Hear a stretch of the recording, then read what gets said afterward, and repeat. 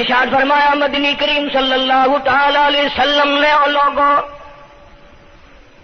کفر اور اسلام کے درمیان میں فرق کرنے والی چیز نماز ہے۔ ارشاد فرمایا مدنی کریم صلی اللہ تعالی علیہ وسلم نے جو آدمی نماز نہیں پڑھتا قیامت کے دن حامان، قارون، فرعون، شداد جیسے کافروں کے ساتھ ان کی صف میں کھڑا ہوگا۔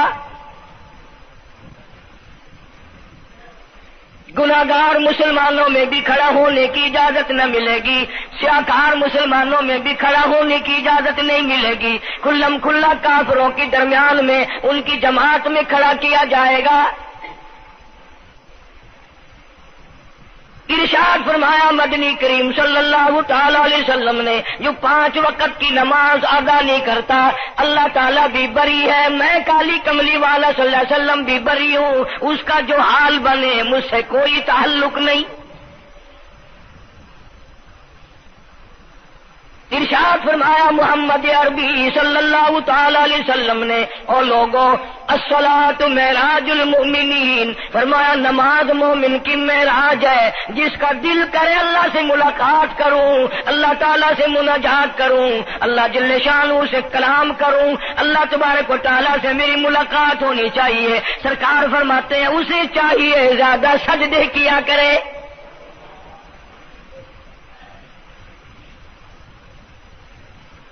ارشاد فرمایا محمد کریم صلی اللہ تعالی علیہ وسلم نے او لوگوں میں اپنی امت کے لیے صحابہ کرام نے عرض کیا یا رسول اللہ صلی اللہ علیہ وسلم اتنی قیامت تک کی ساری دنیا موجود ہوگی، آدم علیہ السلام کی امت موجود ہے، نوح علیہ السلام کی امت موجود ہے، ابراہیم علیہ السلام کی امت موجود ہے، موسیٰ علیہ السلام کی امت موجود ہے، 1,24,000 انبیاء کرام کی امت موجود ہے، آپ اپنی امت کے لوگوں کو اتنی بڑے مجمع میں کیسے پہچانیں گے؟ آپ صلی اللہ تعالی علیہ وسلم نے فرمایا قیامت کے دن میری امت کے وضو کے اعضاء یعنی منہ اور ہاتھ اور پیر، وضو کے اعضاء جو وضو میں دھوئے جاتے ہیں، حضور فرماتے ہیں قیامت کے دن چاند کی طرح چمکیں گے، میں پہچان جاؤں گا یہ میرا امتی ہے، یہ میرا امتی ہے، یہ میرا امتی ہے۔ ارشاد فرمایا مدنی کریم صلی اللہ تعالی علیہ وسلم نے جو لوگ نماز نہیں پڑھتے قیامت کے دن ان کے چہرے پہ 3 سطریں لکھی ہوں گی، ماتھے پہ 3 لفظ لکھے ہوں گے۔ پہلا لفظ فرمایا آواز لفظ لکھے ہوں گے ھذا کافر، یہ کافر ہے، مسلمان نہیں ہے،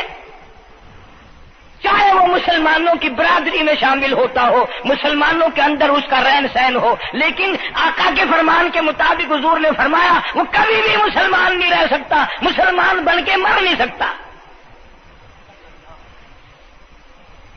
پہلی سطر اس کے ماتھے پہ لکھی ہوئی ہوگی یہ کافر ہے، دوسری سطر اس کے ماتھے پہ لکھی ہوگی یہ خدا کے غضب کا حقدار ہے، تیسری سطر ماتھے پہ لکھی ہوگی اللہ کے حق کو ضائع کرنے والا ہے۔ اب بتاؤ جب ماتھے پہ پہلے سے یہ سارے معاملات لکھے ہوئے ہیں تو وہ کیسے کرے گا، کیسے تبدیلی لائے گا اپنے اندر؟ ارشاد فرمایا محمد عربی صلی اللہ تعالی علیہ وسلم نے مردوں، عورتوں، بادشاہوں، فقیروں، امیروں، غریبوں، مزدوروں، کوئی بھی ہو، قیامت کے دن اللہ پاک جل شانہ کی طرف سے اعلان ہوگا ساری مخلوق سجدہ کرے، ساری مخلوق سجدے میں گر جائے تو ساری کی ساری مخلوق سجدے میں گر پڑے گی۔ قرآن کریم کے 29ویں پارے میں موجود ہے یوم یکشف عن ساق ویدعون الی السجود،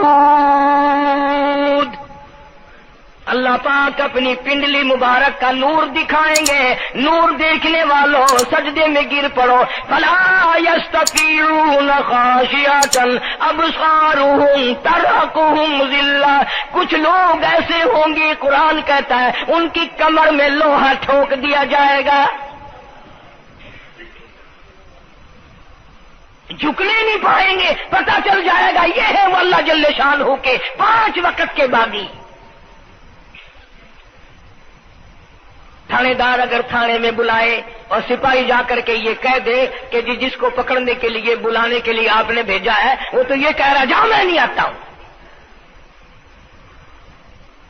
سول جج کی عدالت سے نوٹس آئے اور وہ کہہ دے کہ میں نہیں آتا ہوں۔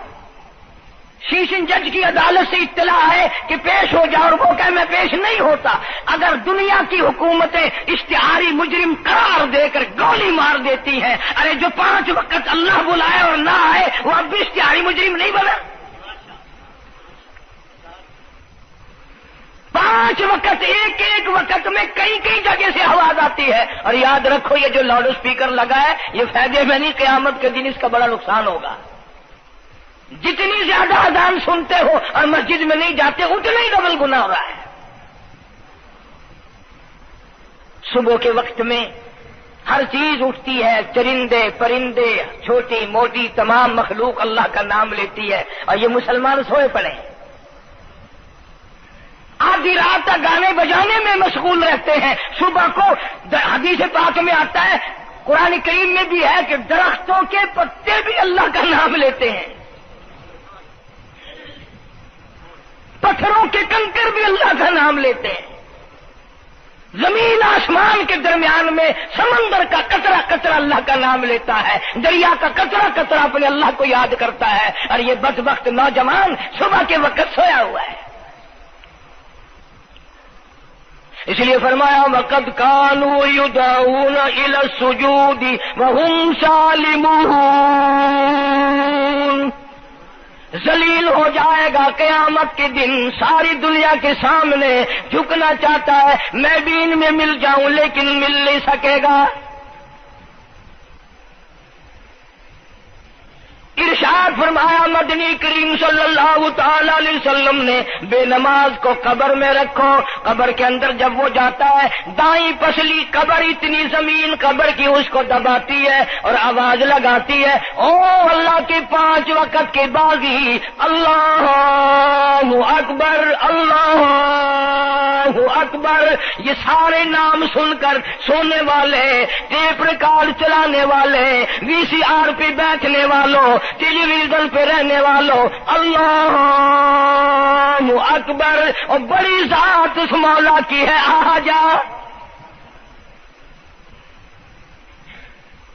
کام دام میں لگنے والوں، مختلف قسم کی مصروفیات میں رہنے والوں اللہ اکبر، آ جا اس بڑے نے تجھے بلایا ہے۔ نہیں آتا۔ ارشاد گرامی ہے کہ قبر کی زمین اتنا دبائے گی، اتنا بھینچے گی کہ سجی پسلی بائیں میں اور بائیں پسلی سجی میں، دونوں پسلیاں محمد عربی صلی اللہ علیہ وسلم نے انگلیوں میں یوں انگلیاں ڈال کر دکھائی، اس طرح ادھر ادھر پسلیاں نکل جائیں گی۔ ارشاد فرمایا مدنی کریم صلی اللہ تعالی علیہ وسلم نے اب قبر میں ایسا سانپ مقرر کر دیا جاتا ہے جو پیروں کے ناخنوں سے لے کر سر کے بالوں تک ڈستا چلا جاتا ہے۔ اتنا زہریلا سانپ، اتنا زہریلا ناگ،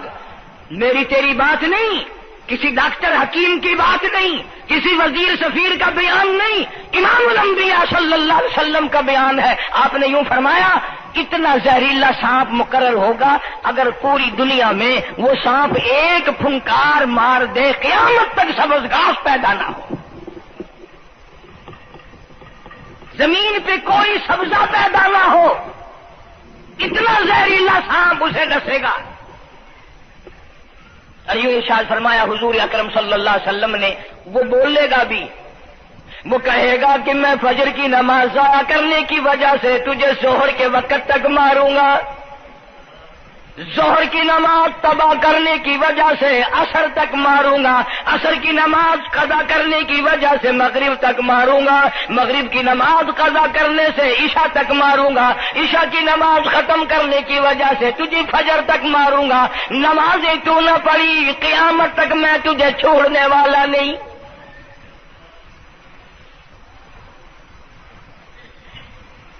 کتنی سخت وعید ہے، کس قدر اللہ سبحانہ و تعالی نے اور نبی پاک صلی اللہ علیہ وسلم نے ہمیں ڈانٹ دی ہے کہ میرے دروازے پہ آؤ اور میرا نام لو، تمہاری مشکلیں حل کروں گا، تمہاری پریشانیاں دور کروں گا، تمہاری تلخیوں کو راحتوں سے بدل دوں گا، اور تم میرے دروازے پہ آ کے سر پر جھکا۔ دنیا میں دیکھو، کسی کا خطا کر دو، کسی کی خطا کر دو، گناہ کر دو، قصور کر دو، وہ ناراض ہوتا ہے، وہ آگے سے کہتا ہوں میاں یہ میں ہاتھ باندھے کھڑا ہوں، میں سر جھکائے کھڑا ہوں، اور میاں اور اللہ والا کچھ خیال تو کر، تیرے آگے میں سر نوائی کھڑا، جو چاہے کر، جو چاہے کر سزا دے، اے میں سر نوائی پہ ہاں، بے شک تیرا ہاتھ ہوئے، تیرا کھلا ہوئے، میرا سر ہوئے، میں تیار ہاں۔ بھائی لوگ بھی ان کو آنکھ دیں، وہ بھی آدھا او میاں سر نوائی کھڑا ہوں، بس کے چاہ ہوں معاف کر دے۔ اور میں کہتا ہوں تو سارا دن گناہ کرتا ہے، سارا دن اپنی آخرت کو برباد کرتا ہے، نماز کا سجدہ کر، اللہ فرماتے ہیں تو سجدے میں جب سبحان ربی الاعلیٰ کہتا ہے مجھے شرم آتی ہے کہ تیرا سر اٹھ جائے اور تیرے گناہ معاف نہ ہو۔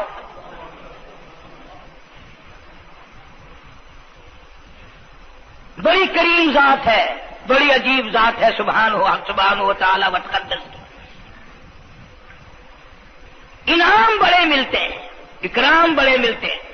فرمایا قد افلح المؤمنون الذین هم فی صلاتهم خاشعون۔ اللہ فرماتے ہیں ایسی نماز پڑھنے والے مومن جو خشوع کے ساتھ پڑھیں، نماز پڑھیں، اللہ سے مناجات کریں، اللہ سبحانہ و تعالی سے اپنی مرادیں مانگیں۔ یوں جب ہاتھ اٹھائے جاتے ہیں اللہ اکبر تکبیر اولا کہتے وقت، اس وقت یہ خیال ہونا چاہیے کہ میں نے یوں ساری دنیا اپنے پیچھے پھینک دی، اب میری دنیا نہیں، میں دنیا کا نہیں۔ جب یہ حالات اپنے سامنے رکھ کر نماز پڑھے گا تو نماز میں علیحدہ لطف آئے گا، علیحدہ لذت آئے گی، علیحدہ سرور آئے گا۔ سیدنا علی مرتضی رضی اللہ تعالی عنہ کی ران میں تیر لگ گیا،